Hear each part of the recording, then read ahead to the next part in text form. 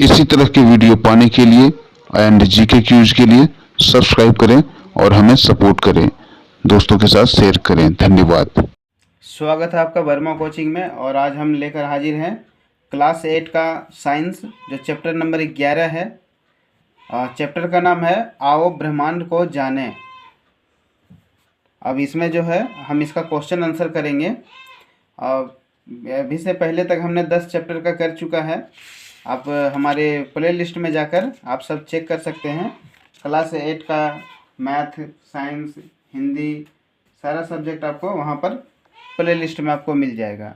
आइए, और एक गुजारिश है आपसे कि अगर आप चैनल पर नए हैं तो चैनल को सब्सक्राइब करें और दोस्तों के साथ शेयर करें, वीडियो को लाइक करें ताकि हमें भी सपोर्ट मिलता रहे और आपके लिए मैं इसी तरह का क्वेश्चन का आंसर लाऊं।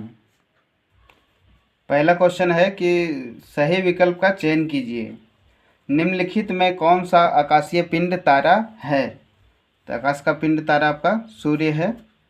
इनमें से कौन सा आकाशीय पिंड ग्रह नहीं है? आकाश में होने वाला ये ग्रह कौन सा नहीं है? शनि ग्रह, बुध ग्रह, मंगल ग्रह, सीरियस नहीं है, सेरिस, ठीक है, ये तारा है। सौर परिवार का सबसे गर्म ग्रह कौन सा है? तो सौर परिवार का सबसे गर्म ग्रह शुक्र है आपका, जिसे भोर का भी तारा कहा जाता है।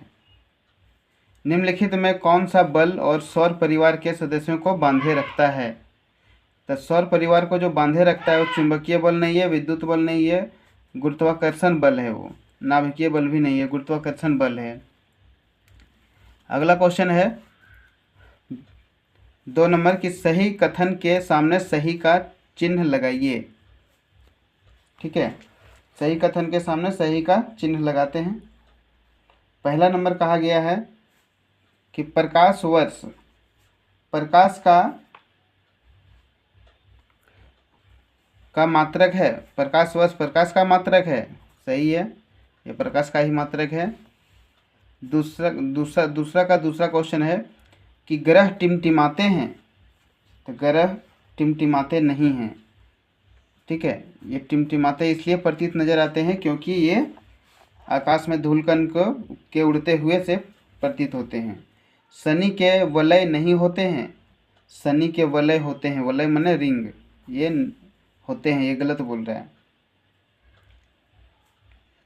हमारे सौर परिवार में 9 ग्रह हैं। हमारे सौर परिवार में 9 ग्रह हैं।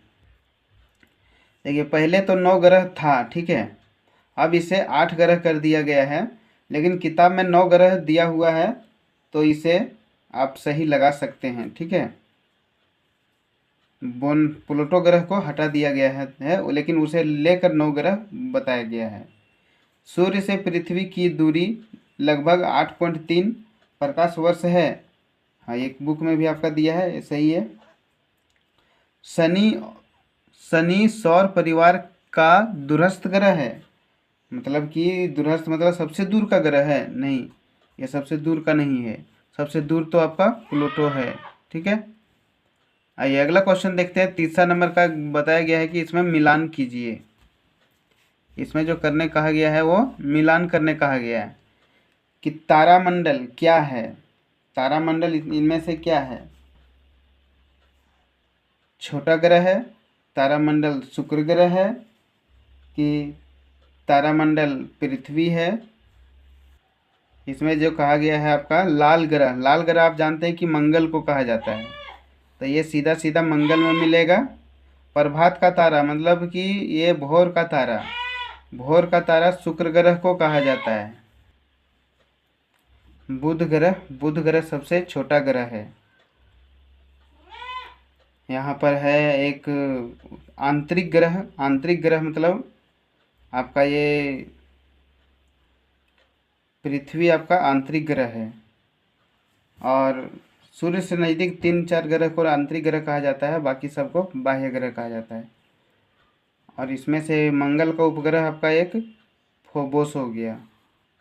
ठीक है, और इसमें से जो बचा है तारामंडल 1 2 3 4 5 6, और एक तारामंडल बच गया, तारामंडल को मिला देते हैं शनि में। ठीक है, अगला क्वेश्चन देखते हैं। यहाँ पर तारामंडल का कुछ नहीं दिया है, वैसे तारों के समूह को तारामंडल कहते हैं, तो जो जो था वो सब मिला दिए हम। ठीक है, वैसे ये बाह्य ग्रह में आ सकता है शनि ग्रह, वैसे सब तो मिला दिए हैं। और यहाँ पर जो है आपको इसमें कहा गया था कि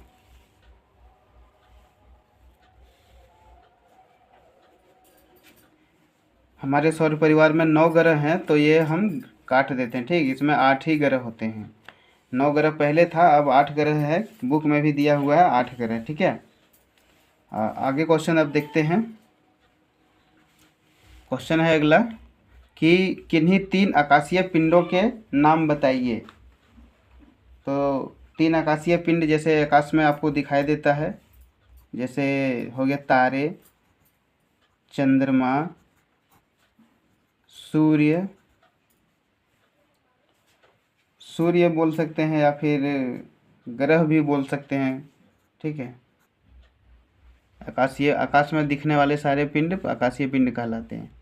आगे क्वेश्चन है कि उस तारे का नाम बताइए जो सदैव स्थिर प्रतीत होता है। वो है ध्रुव तारा। ध्रुव तारा, वो है ध्रुव तारा। ठीक है,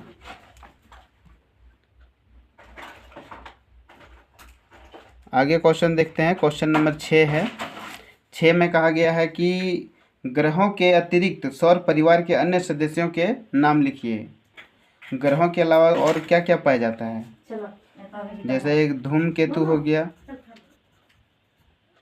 धूमकेतु, जैसे मंगल बृहस्पति के बीच क्षुद्र ग्रह पाए जाते हैं। ठीक है, क्षुद्र ग्रह पाए जाते हैं। और उल्का पिंड भी हो जाएगा, उल्का पिंड, उल्का पिंड। क्वेश्चन है 7वां कि तारों के अभिलक्षण क्या है। तो तारों के अभिलक्षण देखते हैं। तारों के अभिलक्षण है कि यह रात में दिखाई देता है, यह प्रकाश एवं ऊष्मा उत्सर्जित करता है, तारे टिमटिमाते हैं, तारे पूर्व से पश्चिम की ओर गति करते नजर आते हैं, प्रतीत आते हैं। क्वेश्चन 8 है कि सूर्य को तारा क्यों कहते हैं।